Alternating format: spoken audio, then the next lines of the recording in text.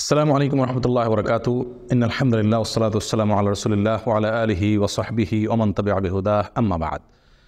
সুপ্রিয় দর্শক ভাই ও বোনেরা, নবী সাল্লাল্লাহু আলাইহি ওয়াসাল্লামের প্রতি দুরূদ প্রেরণ করা এটা ঈমানদারদের জন্য অত্যন্ত লাভজনক একটি আমল।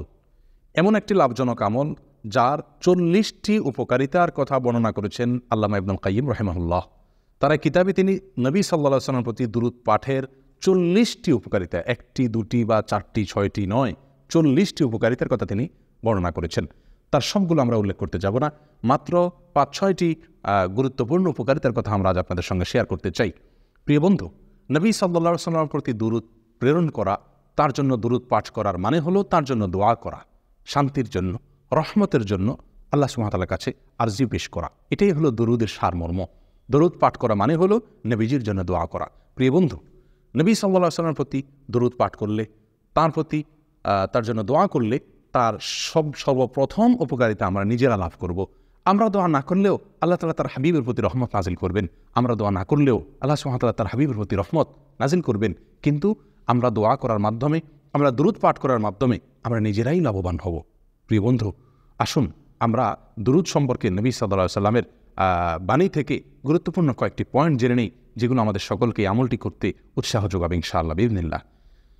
তিরমিজির একটি বিশুদ্ধ সূত্রে বর্ণিত হাদিসে আসছে, উবাই ইবনে কাব রাদিয়াল্লাহু তাআলা আনহু অত্যন্ত সিনিয়র একজন সাহাবী। তিনি নবী সাল্লাল্লাহু আলাইহি ওয়াসাল্লামের কাছে একবার বলেছিলেন, ইয়া রাসূলুল্লাহ, আমার যত দোয়া আছে তার ভেতরে কত পার্সেন্ট দোয়া আপনার জন্য বরাদ্দ করব? নবী সাল্লাল্লাহু আলাইহি ওয়াসাল্লাম তাকে ইচ্ছাধিকার দিয়ে বলছিলেন, তুমি যতটুকু চাও, কোনো বাধ্যকতা তোমার জন্য নেই। কোরআন সুন্নাহ তোমাকে কোনো এ ব্যাপারে বাধ্য করেনি যে এত পার্সেন্ট তোমাকে দোয়া করতে হবে, তোমার দোয়ার ভেতরে নবীর জন্য দোয়া এতটুকু রাখতে হবে, এরকম কোনো কথা নেই। তখন উবাই ইবনে কাব রাদিয়াল্লাহু তাআলা আনহু নবী সাল্লাল্লাহু আলাইহি ওয়াসাল্লামকে বলছিলেন, ইয়া রাসূলুল্লাহ, তাহলে আমি যদি আমার দোয়ার মধ্যে 1/4 আপনার জন্য বরাদ্দ রাখি, অর্থাৎ যত দোয়া করি তার ভিতরে 4/1 শুধুমাত্র আপনার জন্য দোয়া করি। নবী সাল্লাল্লাহু আলাইহি ওয়াসাল্লাম বললেন, তাহলে সে তোমার জন্য কল্যাণকর, আর যদি আরও বাড়াতে পারো সে তোমার জন্য আরও বেশি ভালো। তিনি তখন বললেন 1/3 কথা। নবীজি সাল্লাল্লাহু আলাইহি ওয়াসাল্লাম তাকে একইভাবে এটাও ভালো বলে আরও বাড়ানোর পরামর্শ দিলেন। তখন তিনি অর্ধেকের কথা বললেন। তখন নবী সাল্লাল্লাহু আলাইহি ওয়াসাল্লাম তাকে একই উত্তর দিলেন। তখন তিনি বলছিলেন, ইয়া রাসূলুল্লাহ, যদি আমি আমার সকল দোয়া আপনার জন্য রাখি তাহলে কেমন হবে? নবী সাল্লাল্লাহু আলাইহি ওয়াসাল্লাম তাকে বললেন, ইযান তুকফা হাম্মুক ওয়া তুগফার যাম্মুক। যদি তুমি তোমার সকল দোয়া আমার জন্য বরাদ্দ করতে পারো তাহলে তোমার সকল পেরেশানি দূর হয়ে যাবে এবং তোমার সমস্ত অপরাধ, সমস্ত গুনাহ আল্লাহ সুবহানাহু ওয়া তাআলা মাফ করে দিবেন, মাফ করে দেওয়া হবে। প্রিয় বন্ধু, উবাই ইবনে কাব রাদিয়াল্লাহু তাআলা আনহুর এই হাদিস থেকে নবী সাল্লাল্লাহু আলাইহি ওয়াসাল্লামের প্রতি দুরূদ, তার জন্য দোয়া, সালাত এবং সালাম কত বেশি হওয়া উচিত আমাদের, তার একটা ধারণা আমরা এখান থেকে পেতে পারি। অবশ্যই হাদিস থেকে কারো প্রশ্ন উঠতে পারে যে তাহলে কি একজন মানুষ তার নিজের জন্য কোনো দোয়াই করবে না? উত্তর হলো জি না। কোরআন এবং সুন্নাহ নিজের জন্য দোয়া করার বহু নির্দেশ এসেছে। অতএব নিজের জন্য দোয়া করতে এখানে নিষেধ করা হয়নি। নবী সাল্লাল্লাহু আলাইহি সাল্লামের জন্য সকল দোয়া তার জন্য বরাদ্দ রাখার দ্বারা উদ্দেশ্য কী, তাহলে তার ব্যাপারে মুহাদ্দিসিনে কেরামের কয়েকটি ব্যাখ্যা এখানে পাওয়া যায়। তার ভিতরে একটি ব্যাখ্যা হলো যে এখানে নবী সাল্লাল্লাহু আলাইহি সাল্লাম বিষয়টির গুরুত্ব বোঝানোর জন্য এভাবে তাকে বলেছেন।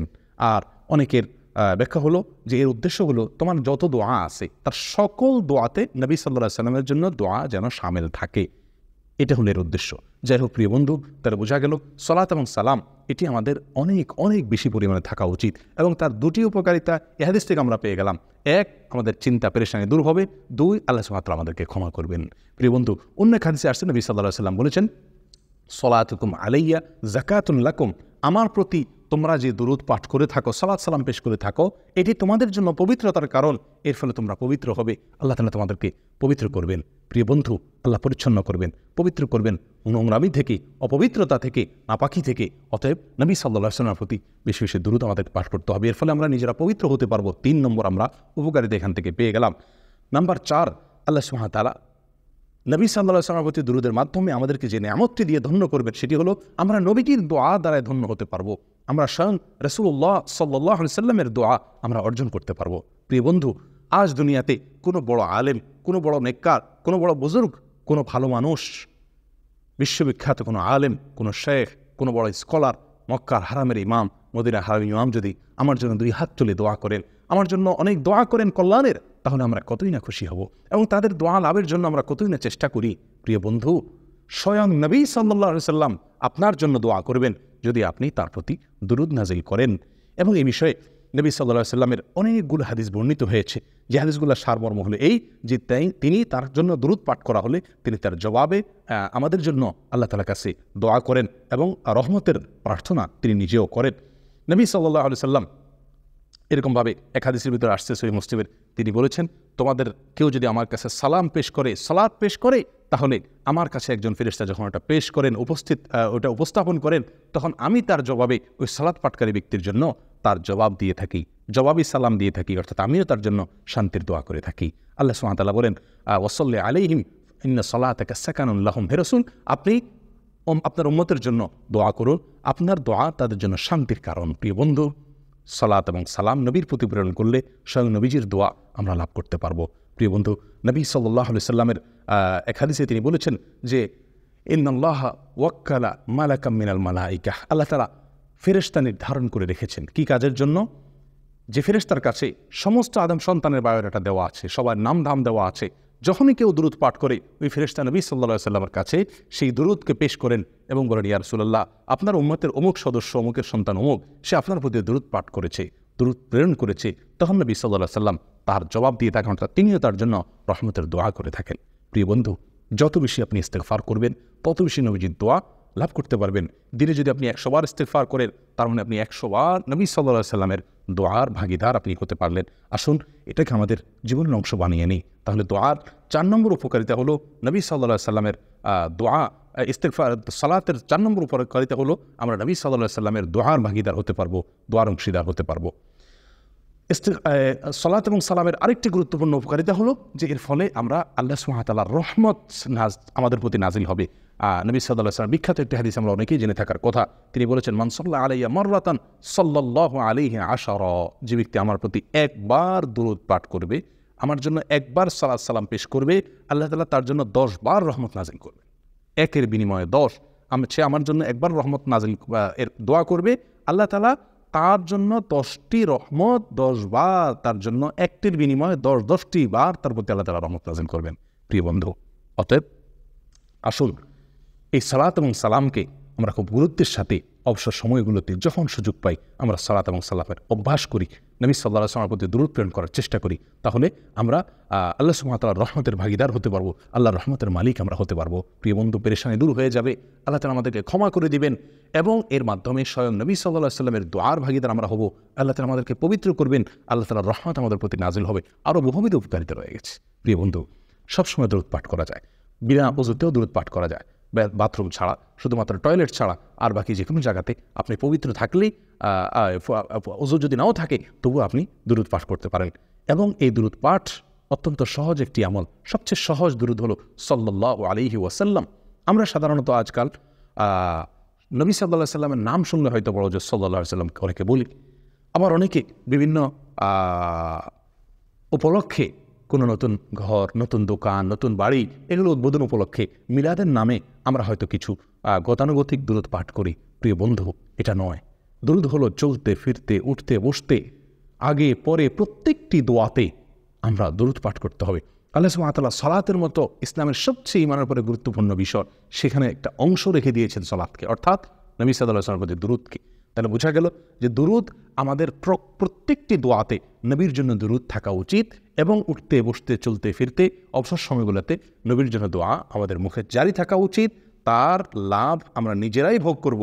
তিনি যে আমাদেরকে দুরূদ পাঠের নির্দেশ করেছেন এবং অধিক হারে দুরূদ প্রেরণ করতে বলেছেন তার প্রতি, যেটা আমাদের নিজেদের স্বার্থে, আমাদের নিজেদের সুবিধার্থে। প্রিয় বন্ধু, দুরূদের জন্য সবচেয়ে গুরুত্বপূর্ণ সময়, সবচেয়ে মূল্যবান সময়, দুরূদের সিজন বলা যেতে পারে শুক্রবার এই দিনটি এবং শুক্রবারের রাতটি, অর্থাৎ বৃহস্পতিবার সন্ধ্যা থেকে নিয়ে শুক্রবার রাত শুরু হয়ে যায়।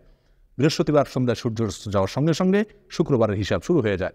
এক হাদিসে তো আলাদা শুক্রবার দিন এবং শুক্রবার রাত, এই উভয়টিকে নবী সাল্লাল্লাহু আলাইহি ওয়াসাল্লাম আলাদাভাবে উল্লেখ করে বলেছেন যে তোমরা এই শুক্রবার দিনে এবং শুক্রবার রাতে আমার প্রতি দুরূদ প্রেরণ করো। ইবনে মাজাহ এক হাদিসে আসছে। প্রিয় বন্ধু, শুক্রবারে নবী সাল্লাল্লাহু আলাইহি ওয়াসাল্লাম প্রতি দুরূদ পাঠ করার বিষয় আরও অনেকগুলো হাদিসে আসছে, যেগুলোর খোলাসা কথা হলো যে শুক্রবার তোমরা আমার প্রতি দুরূদ পাঠ করো। নবী সাল্লাল্লাহু আলাইহি ওয়াসাল্লাম এক হাদিস সহিহ মুসলিমে যেটি বর্ণিত হয়েছে, তিনি ইরশাদ করেছেন, যে ইন্না আফদাল আইয়ামিকুম ইয়াউমুল জুমআ, নিশ্চয়ই তোমাদের এই দিনের ভিতরে সপ্তাহের সবচেয়ে সেরা এবং শ্রেষ্ঠ দিন হলো জুমার দিন। অতএব কি করো, ফাআকথিরু আলাইয়া মিনাস সালাতি ফি, অতএব এই দিনে তোমরা আমার প্রতি বেশি বেশি দুরূদ পাঠ করো। জুমার দিনে যত বেশি সম্ভব দুরূদ পাঠ করতে হবে। জুমার দিনে যত নফল আমল আছে প্রিয় বন্ধু, জুমার সালাতের পরে জুমার দিনের সবচেয়ে গুরুত্বপূর্ণ নফল আমল হলো নবী সাল্লাল্লাহু আলাইহি ওয়াসাল্লামের প্রতি সালাত এবং সালাম পেশ করা, এরপর সূরা কাহফ ইত্যাদি। প্রিয় বন্ধু, আসুন দুরূদকে আমাদের জীবনের অংশ বানিয়ে নেই। আল্লাহর রহমতের ভাগিদার হব, গুনাহ মাফ হবে, পেরেশানি দূর হবে। আল্লাহ সুবহানাহু ওয়া তাআলা এই দুরূদের মাধ্যমে আমাদেরকে পবিত্র করবেন এবং স্বয়ং নবী সাল্লাল্লাহু আলাইহি ওয়াসাল্লামের দোয়ার ভাগিদার আমরা হতে পারব। আল্লাহ তাআলা আমাদের সকলকে দুরূদের আমলটিকে সবসময় নিয়মিত করার তৌফিক দান করেন। দুরূদ, সবচেয়ে শ্রেষ্ঠ দুরূদ হলো দুরূদ ইব্রাহিম, যেটি আমরা সালাতের মধ্যে পড়ে থাকি। এছাড়া যে কোনো দুরূদ আমরা পাঠ পড়তে পারি, এমনকি আমাদের নিজেদের কোনো বানানো দুরূদও আমরা পড়তে পারি।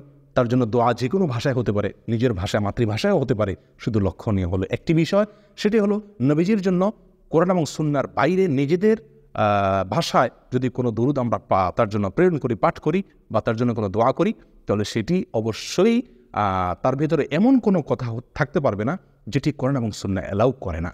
যেমন কথার কথা, আপনি যদি নবীর প্রতি দুরূদ প্রেরণ করতে গিয়ে তার প্রশংসায় এমন কোনো বাক্য ব্যবহার করেন যেটি কোরআন এবং সুন্নাহ আর আলোকে নিষিদ্ধ, অর্থাৎ যেটি হয়তো আল্লাহর শান, আপনি বাড়াবাড়ি করলেন। নবী সাল্লাল্লাহু আলাইহি ওয়াসাল্লাম বুখারীর হাদিসে বলেছেন, লা তুতরুনি কামা আতরাতিন নাসারা ইবনে মারইয়াম, খ্রিস্টানরা যেরকম ইবনে মারইয়ামকে ঈসা আলাইহিস সালামের মর্যাদাকে বাড়াতে বাড়াতে আল্লাহর পর্যায়ে নিয়ে গেছে, খবরদার তোমরা আমাকে নিয়ে এরকম বাড়াবাড়ি করো না আমার মর্যাদা বর্ণনা করতে গিয়ে। প্রিয় বন্ধু, অতএব দুরূদের মধ্যে যদি কোনো অত্যুক্তি না থাকে, নবীর সম্পর্কে এমন কোনো কথা না হয় যেটা নবীর সঙ্গে যায় না, যেটি আল্লাহর শান, তাহলে সেক্ষেত্রে নিজের বানানো দুরূদ হলেও সমস্যা নেই, নিজের ভাষা হলেও সমস্যা নেই। কিন্তু প্রিয় বন্ধু, যেহেতু দুরূদের ফরম্যাট নবী সাল্লাল্লাহু আলাইহি ওয়াসাল্লাম নিজে শিক্ষা দিয়ে গেছেন, তাহলে আমি নিজের বানানো দুরূদ কেন পড়তে যাব?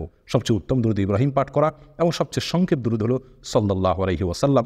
আর এই দুটার বাদ ছাড়াও বহু দুরূদ কোরআন এবং সুন্নাহ বর্ণিত হয়েছে। আসুন আমরা দুরূদকে আমাদের জীবনের রুটিন আমল বানিয়ে নেই, অবসর সময়গুলোকে দুরূদ দিয়ে পরিপূর্ণ করি। আর কেউ নয়, আমরা নিজেরাই লাভবান হব। আল্লাহ তাআলা আমাদের সকলকে তৌফিক দান করেন। জাযাকুমুল্লাহ ওয়া আখিরু দাওয়ানা আনিল হামদুলিল্লাহি রাব্বিল আলামিন।